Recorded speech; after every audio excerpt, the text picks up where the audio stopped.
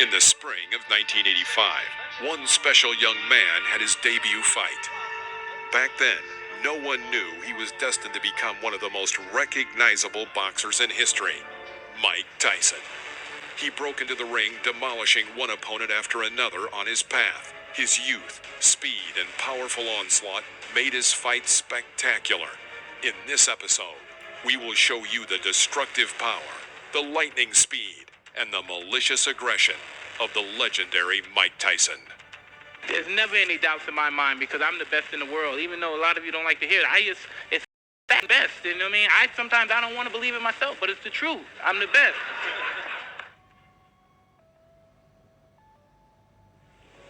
Mike Tyson versus Ricardo Spain. The fourth fight in Mike Tyson's career took place on June 20th, 1985, at Resorts International, Atlantic City, New Jersey. Mike Tyson's fourth fight. First fight in front of a big-time audience, though. This time not in.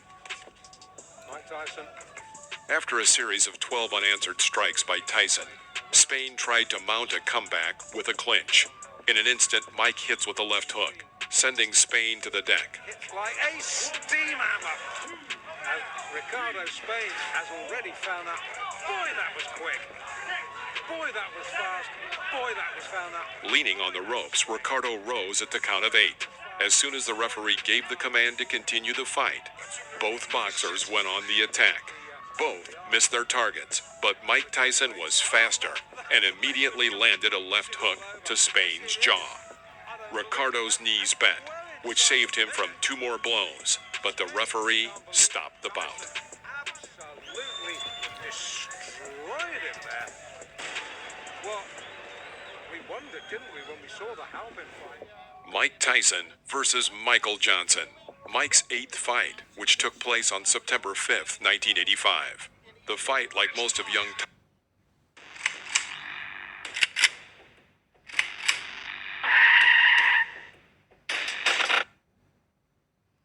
Tyson's bouts did not last long. Only 39 seconds. After the first exchange of blows and a powerful left hook to the liver, Johnson was knocked down to the floor of the ring. Because down he goes, the left hook just buried him, dug him in the ribs. I think it was a left and a right. The referee counted and gave the command to continue.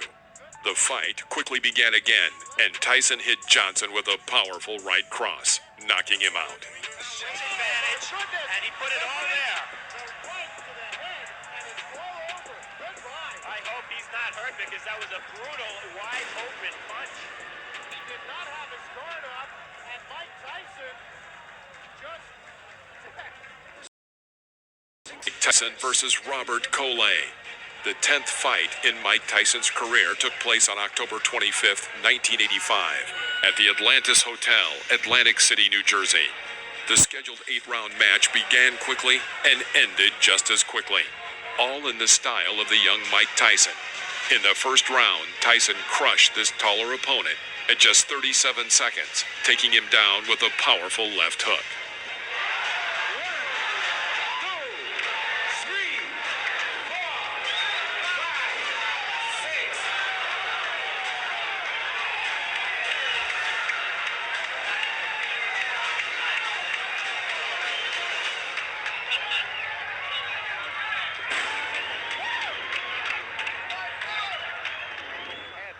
Mike Tyson versus Eddie Richardson. The 12th fight in the career of Mike Tyson took place on November 13th, 1985 in Houston, Texas.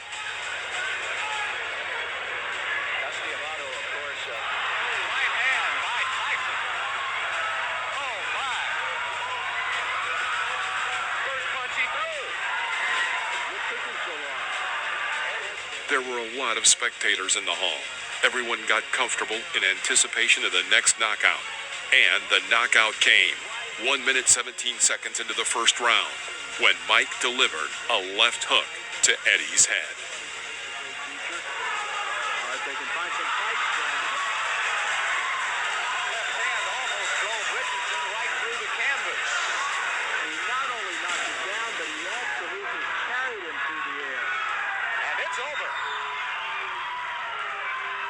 see right now a major flaw and problem in Mike Tyson's career, and that's going to be to have a fight that lasts long enough. Mike Tyson versus David Jaco. The 16th fight in Mike Tyson's career took place on January 11, 1986, at the Plaza Convention Center, Albany, New York. Each time Tyson tried to develop a new attack, Jaco would resort to a clinch, apparently hoping to tire him.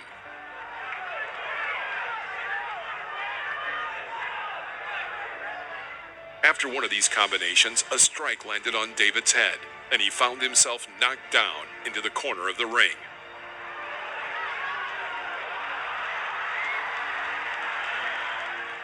The blow was not too strong, and David found the strength to rise. Tyson, as in previous battles, immediately rushed to finish off his opponent. Moving like a pendulum in front of his discouraged rival, he throws out another left side strike and again puts David on the floor of the ring.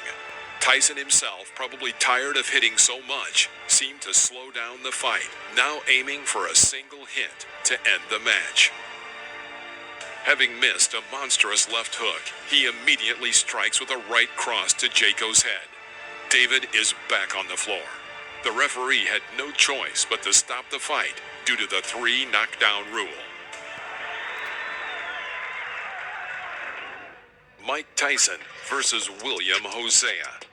After 2 10-round battles against James Tillis and Mitch Green, Tyson denied any skepticism that he lacked stamina. True, it's worth noting that Hosea was just scared and quickly got knocked out. But this does not detract from the effectiveness of Tyson's punches. Is this going to follow suit? Lucky Reggie Gross only lasted 1 round in his last fight. So, After a clinch, Mike catches William on an oncoming right cross and tries to develop an attack by embarking on a powerful series.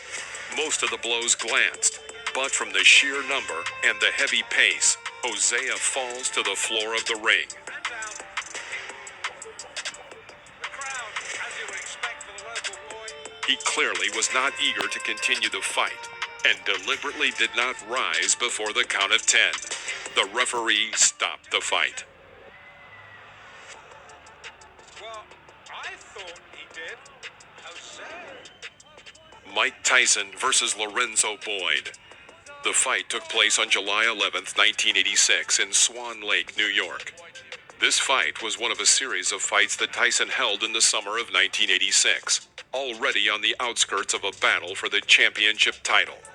Boyd, a normal boxer, could not mount a serious resistance and as a result was knocked out in the second round.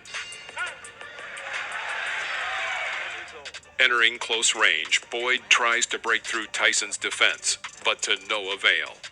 Mike himself, having waited a moment, inflicted a powerful right uppercut, but the overshot missed. Tyson calmly walks up to him again and hits him with his crown right hook into Boyd's core, and then followed with a right uppercut. Lorenzo falls to the ring floor. The count is 5. The count is 6. The count is 8. He will not get up. It's over. Sam, show me what heavyweight throws punches that quick.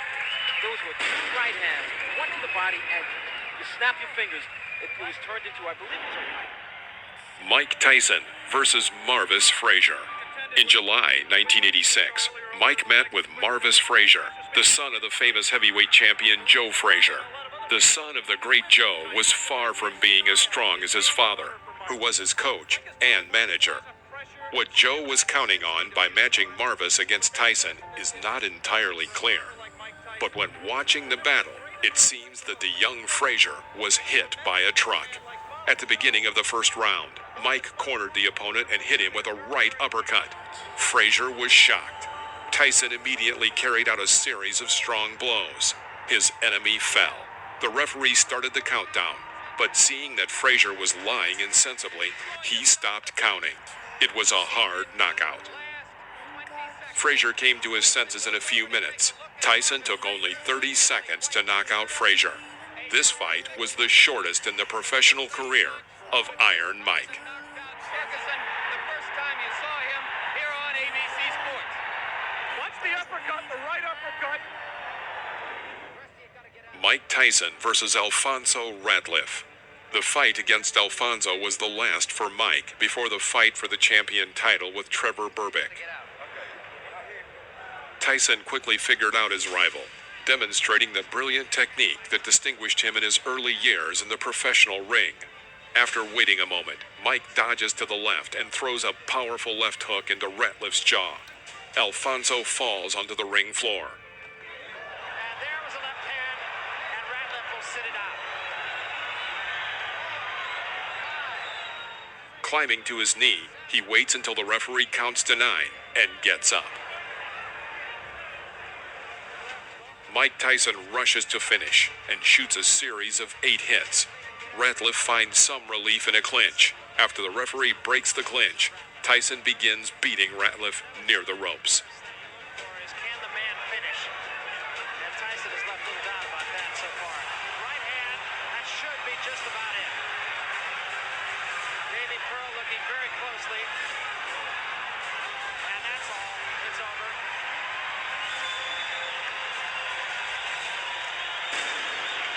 The bicycle had a flat tire. And the rider fell off.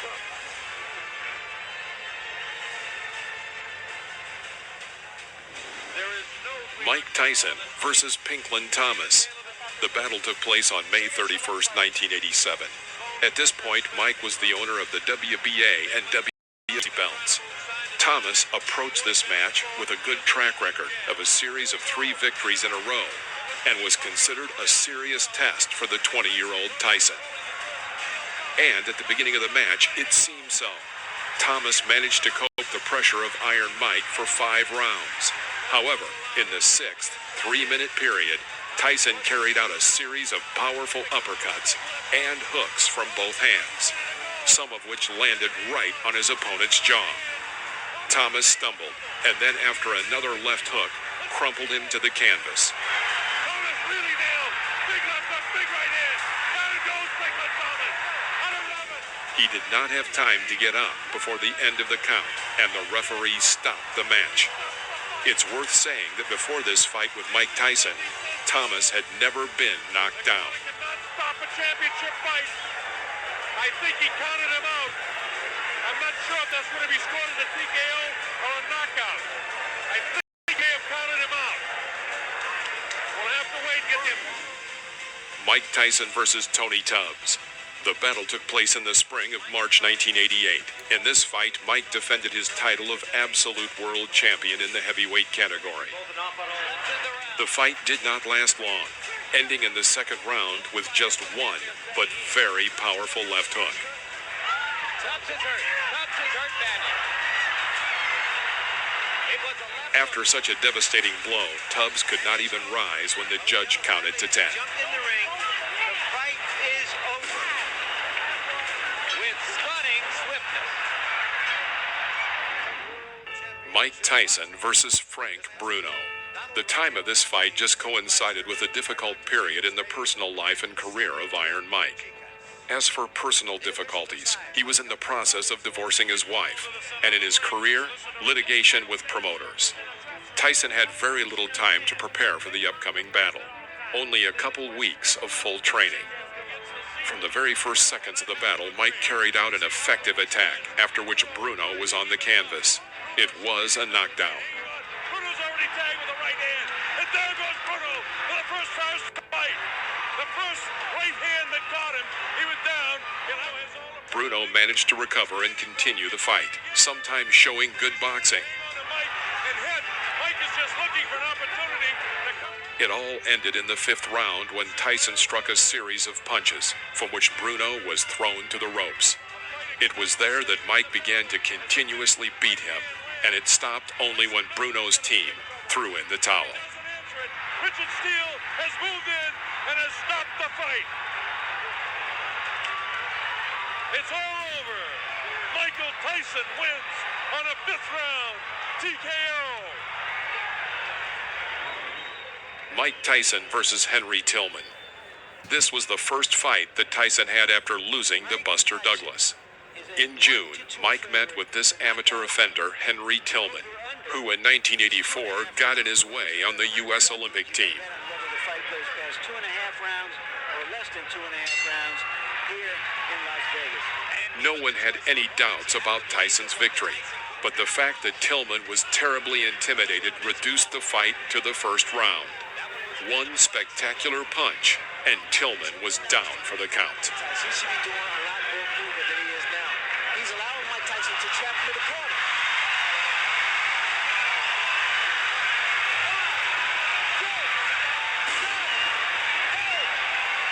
That'll be enough. Mike Tyson versus Donovan Ruddock. This was a very interesting and revealing battle. Ruddock was a hefty Canadian who, of course, was afraid of Tyson, but not to the point that he would immediately fall, like Henry Tillman or Alex Stewart. Most likely, Ruddock was a hidden left-handed person. That is, a left-handed person standing in an ordinary left-handed stance. In general, a good but very limited boxer. All his technique came down to getting to his signature hit with the left, something between a hook and an uppercut. But he certainly had a powerful blow. The fight proceeded in a bitter struggle, with some advantage on Tyson's side.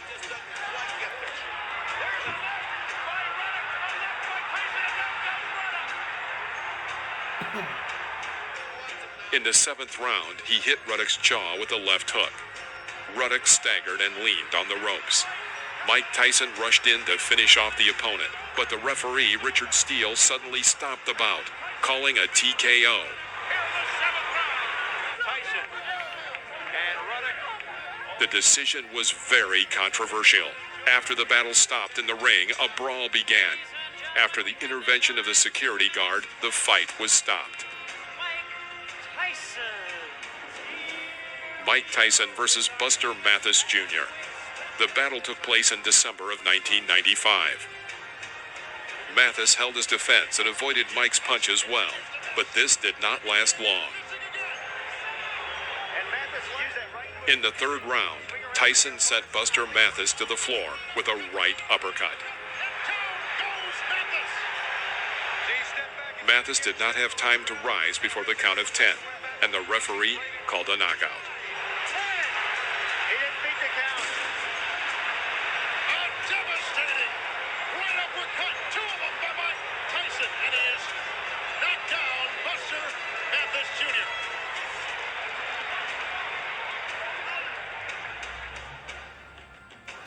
This is